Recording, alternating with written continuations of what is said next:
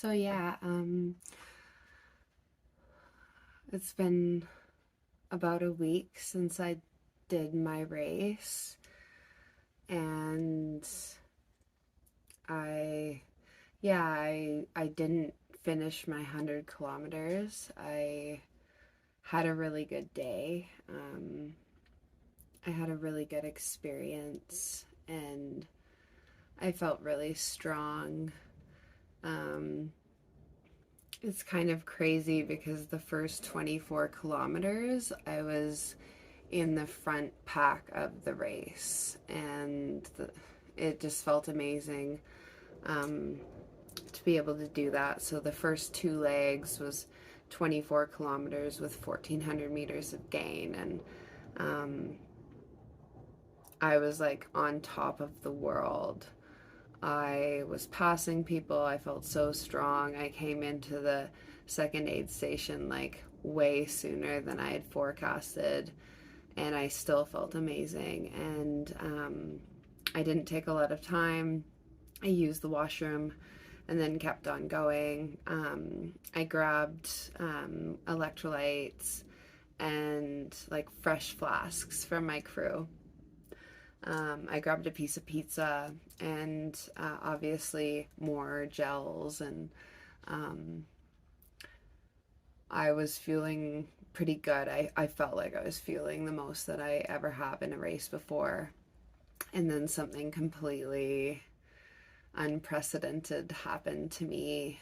I've never had happen in a race before, and it came out of nowhere. My lower legs and I guess my lower half of my body completely seized up. And it wasn't like cramping, it was just I was completely unable to lift my knees, and my hip flexors, they weren't like they weren't able to lift up. Like my legs were like, I don't know, it felt like they were straight legs. Like it was really, really hard for me to keep my momentum going. Um, but the first part of that, the next segment was from aid station 2 to aid station 4 was about 26 kilometers, or just under, I guess, 20, another 24 kilometers, and it was about 1,000 meters of elevation. And it was really rolling, and I'm not sure what happened, but I had a very, very low point at that point. I remember looking at my watch at about 33 kilometers thinking, oh my gosh, like this is amazing. I'm one third of the way through. And almost as soon as I thought that thought in my head, I had an immediate low. So I was, unable to run. I didn't have my poles with me, so the downhills were like excruciating. I was overcompensating. I made it into aid station 3 at about 39 kilometers, and I was just absolutely trashed. I um, wasn't eating properly. I didn't even want fuel. I didn't want my poles. I wasn't looking after myself. So usually when um, I have low points in my race, I'll stop fueling, and I'll kind of give up on that mentality of like needing fuel constantly. And I think that that's why I hit such low lows when I do. But sadistically, I continued on through the next leg. I grabbed my poles, luckily, and that was an entire leg where I was walking. I think there was a few steps here and there where I'd try and jog, and I just couldn't do it effectively. So in races, I won't really run if I can't run with proper form, because it's kind of dangerous to overcompensate and run with a gait that you could hyperextend your knee, or lock your knee if you're not running properly. And I definitely couldn't move strong, and I wasn't even able to walk quickly. So I had my poles and my music in, and I power walked or hiked the next 8 kilometers, which felt like forever. Um, I was laughing and crying, not at the same time, but I'd be going through periods of thinking how ridiculous I was because I was swinging my legs around like a pirate. Like it was not a lateral up and down bend. It was like I was swinging my legs because I was just trying to generate enough movement to keep going and make the cutoff. And then I would think that I could hear the aid station cheering. And then I'd come around the corner and it would just be hikers having a good time. And I had that thought of having the aid station or hearing the aid station or, being very, very close, like less than half a kilometer to the aid station and then coming around and having a vantage point of seeing and not seeing anything in sight or not hearing the highway. And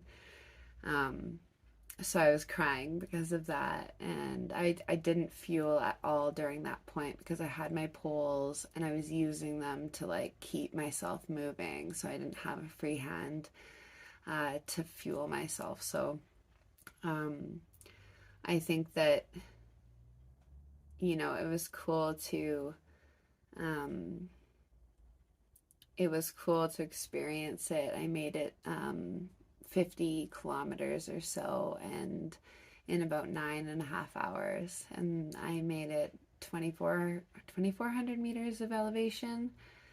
And that course was a beast. It was muddy. The footing was completely sloppy. Um, it was definitely not an easy go. But I was super happy. I started strong and I actually felt like I was in the race. I haven't ever felt like I was in a race before, and that was a really cool experience to have. I think that I learned that obviously I went out a little bit too strong for what I was training at. I haven't been training at that pace. So um, either way, even though I blew up, it was still cool to have that experience because I've never felt that competitive edge before. I've always just been in the back and kind of thought I was a wannabe and never thought that I could be up there towing the line. So it was a really, really great day.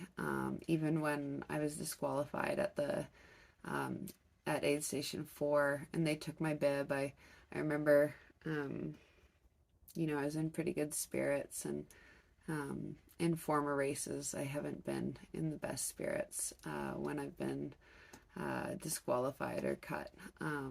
So I think it's a reflection to um, not necessarily um,